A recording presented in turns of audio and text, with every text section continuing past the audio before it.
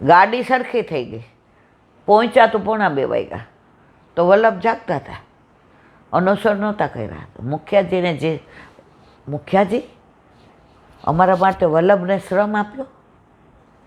મુખિયાજી કે એના પ્રપૌત્ર આવવાના હોય તો દાદાજી થોડા અનુસર કરે.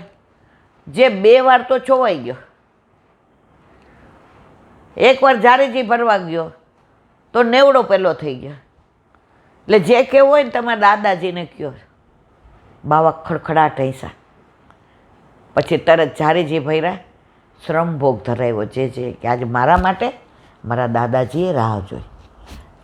તો વલ્લભકુળ ને વલ્લભના બેઠકજી આપણને એવો અનુભવ થાય છે. ઘણી બેઠકમાં ઘણાય મને વાત કરી છે કે ઈલાબેન અમને સાક્ષાત વલ્લભ છે એની પ્રતીતિ થઈ. આન્યોરના બેઠકજી કયા બેઠકજી બહુ યાદ નથી. તો એક વૈષ્ણવ કે લીલી પરિક્રમામાં અમે નીકળ્યા, ચાલીને કરતા હતા. હવે અમારે અવેર થઈ ગઈ તો પાલે પહોંચીએ તો ત્યાં બધાના ઠાકોરજીને ભેગા પધરાવતા હતા એ પાલમાં, અને જે તુલસી સમર્પણ કરાવે, મોટો થાળ આવે અને બ્રહ્મ સંબંધ જે બોલાવે, ઠાકોરજી આરોગે. હવે સમજી ગયા કે આજે 12 વાગી જાય એટલે પછી પાલમાં અનુસર ઠાકોરજીને ભોગ આવી જાય, કારણ કે પ્રભુને પછી શ્રમ પડે.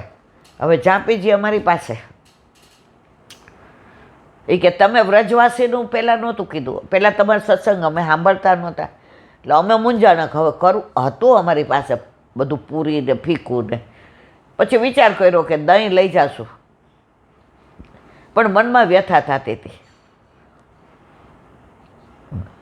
હવે કઈ બેઠક જે એમણે કીધું એ મને યાદ નથી, પણ ત્યાં દર્શન કરવા ગયા. એટલે મારા જેઠાણી બોલ્યા, હવે તું જલ્દી કરજો, ઠાકોરજીનો અરોગવાન સમય છે, પાછી અહીં કીર્તન કરવા ન બેસી, ઊભી થા. હવે મુખિયાજીએ સાંભળ્યું, કેમ ઉતાવળ કરો છો, જારીજી નથી ભરવા? એટલે ઓલા બેન ભોળા હતા, એણે કહી દીધું જારીજી ભરવા હતા, જુઓ વસ્ત્ર બધું લાવ્યા છીએ, પણ અમારા ચાલતા ચાલતા ખબર નહીં કેમ મોડું થયું, અવેર થઈ, તો અમારા ઠાકોરજીને ભોગ આવી જાય એટલે આજે. એ કે કેમ આ વલ્લભ જોડે નથી અરોગાવાનું તમારા ઠાકોરજીને? વલ્લભ રાજી ના થાય? લાવ જાપીજી.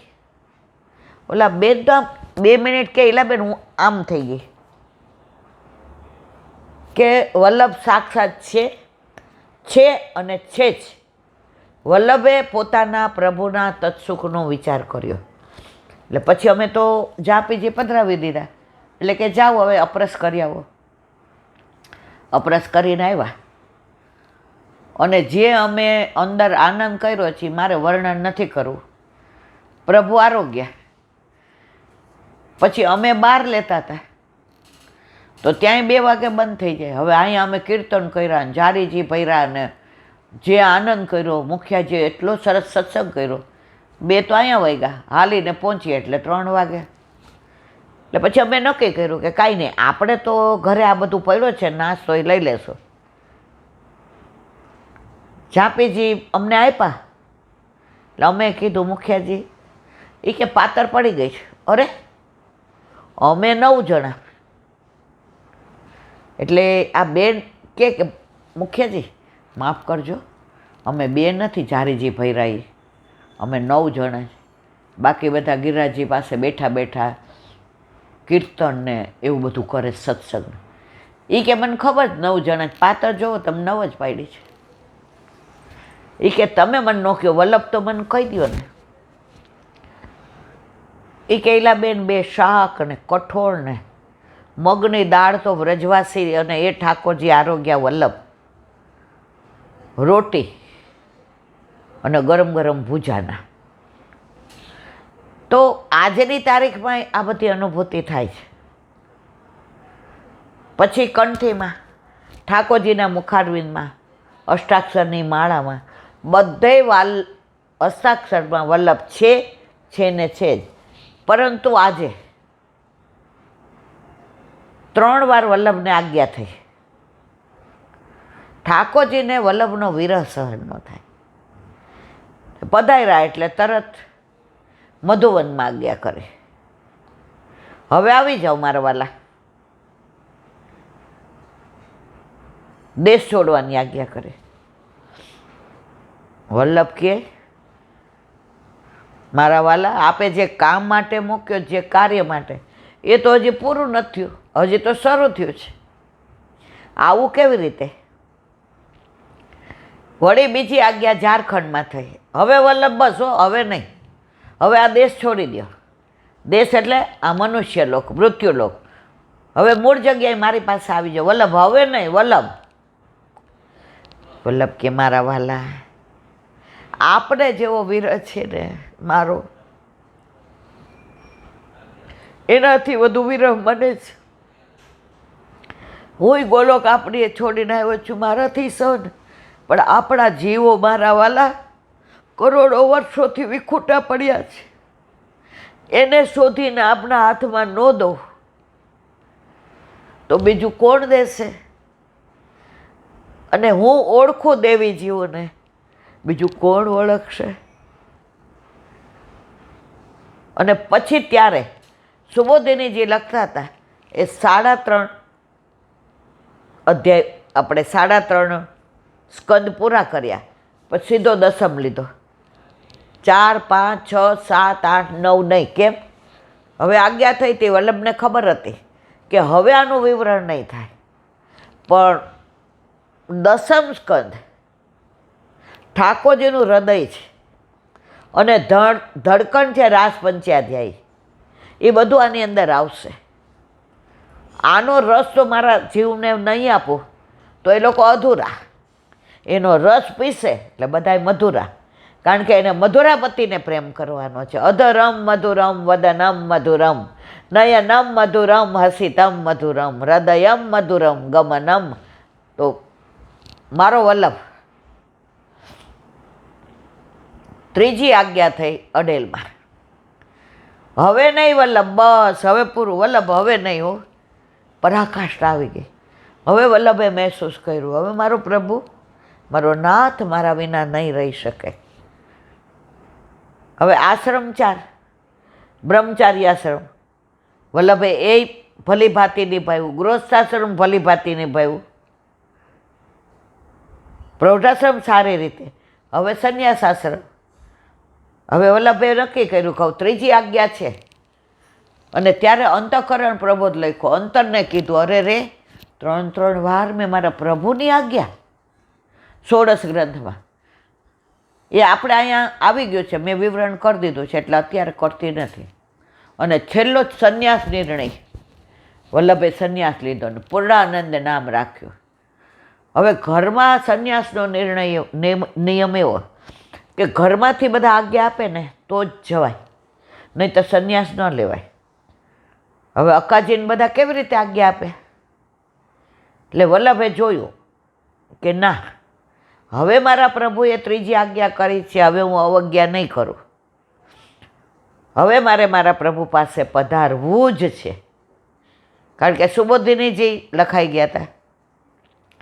જેટલા નિકુંજના જીવો હતા એ શરણે લીધા હતા, અને પાછળ સ્વવંશે સ્થાપિતા સે સ્વ મહાત્મય સ્મયાપ. ગુસાઈજીને ગોપીનાથજી તો હતા જ, ભલે નાના હતા, પણ એમના વંશ આગળ ચાલશે તો જે દેવી જીવો બાકી છે એનો સ્વવંશ તો બધી વ્યવસ્થા કરી દીધી. અને પછી ઘરમાંથી નીકળવું કે બધાય કે બહાર નીકળો, બહાર નીકળો તો જ નીકળાય. પર્ણકુટીને આગ લગાડી. એટલે અક્કાજીને બધાએ કહ્યું, નીકળો નીકળો વલ્લભ નીકળો. વલ્લભ કે ઓકે, આપણે આ જ જોઈતું હતું. વલ્લભ નીકળી ગયા. અને એમનો જે સુથાર ભાઈબંધ હતો, સખો મિત્ર, એણે જોયું કે વલ્લભ પધારી ગયા. ત્યાં ને ત્યાં લીલા પહોંચી ગયા. શ્યામ સુથાર એનું નામ. અને આવ્યા ગંગા કિનારે હનુમાન ઘાટ ઉપર. 40 દિવસ સુધી પૂર્ણાનંદ નામ ધારણ કરી, ત્રિદંડી સંન્યાસ લઈ અને વલ્લભ ત્યાં જ રહ્યા જળમાં. અને 40મા દિવસે ગુસાઈજી અને ગોપીનાથજી દંડવત કરવા પધાર્યા. હવે સી આજ્ઞા છે? વલ્લભે ત્યાં બીજું કાંઈ નહોતું, કલમ, ખડીયો, પેન. રેતમાં શિક્ષા શ્લોકી લખી કે યદિ બહિર્મુખા, જો તમે શ્રીજી બાવાથી બહિર્મુખ, એને આપણે બધાય થશો તો પેલો કળિયુગ આપણે ત્યાં આવશે. એટલે આપણે બધાને પુષ્ટિ માર્ગીય જેટલા છે વલ્લભ ને વલ્લભીઓ, અને ત્યાં શ્રીજી બાવા પ્રગટ થયા. 1.5 શ્લોક શ્રીજી બાવાએ લખ્યો કે તમારો કળ એ મારું જ છે, હું એને બીજું નહીં સમજું. એ અવળા હાથે જારી જે ધરશે તો હું સવડા હાથે માનીશ, એનામાં મારામાં ભેદ નથી. અને વલ્લભે આસુર વ્યોમો લીલા કરી, દિવ્ય પ્રકાશ પ્રગટ થયો, છેક ઉપર સુધી ગયો. ત્યાં એક અંગ્રેજ બેઠો હતો, એણે આ દર્શન કર્યા અને પોતે પોતાની નોંધ પોથીમાં લખ્યો કે આ દિવ્ય જ્યોતના મેં દર્શન કર્યા. એ નોંધ આજે પણ ત્યાં દિલ્હીના પેલામાં છે. તો રથયાત્રાના દિવસે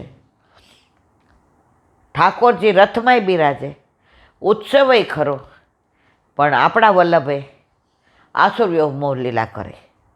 પણ આપણા માટે તો છે જ, એનું પ્રગટ પ્રમાણ સાઉથમાં, જો હવે ગામનું નામ ભૂલી જવાય છે, અત્યાર સુધી યાદ હતું, કઈ બેઠક જે છે એ હવે હું હમણાં યાદ આવે એટલે કહું. ત્યાં ભગવાન દાસ નામના વલ્લભના સેવક, તો અહીંથી એક સેવક ગયા અને રડે રડે છાના, એ કે શું થયું? એ કે આપણા વલ્લભે આસુર્યો મોહ લીલા. આપણા વલ્લભ આપણને છોડીને જાય? ઓહ, ખોટી વાત કરો છો. આપણા વલ્લભ છે, એ કે હું જોઈને આવ્યો, નજરે દર્શન કર્યા મેં. વલ્લભ બિરાજતા હતા, ત્યાં ટેરો હતો, ઓલાએ ટેરો ખોલ્યો તો વલ્લભ સુબોધિનીજીનું પાન કરતા હતા. તો વલ્લભ આજે પણ, અત્યારે પણ છે ને છે જ, એમાં કોઈ શંકાને સ્થાન નથી. જો આ બધું વિવરણ કરીએ ને મારા વાલા, વલ્લભને વિવરણ કરવું, એની વાતો કરવી, એના ગુણાનુવાદ કરવા, એટલે આમ દામોદરદાસજીને પૂછ્યું કે તમે ગુસાઈજી કે વલ્લભને શું કરીને માનો છો? એ કે મા પ્રભુ. તો પ્રભુના તો ગુણાનુવાદ આજે અહીં બેઠો બેઠો સાંભળે છે, પણ વલ્લભના કરવા બહુ કેમ?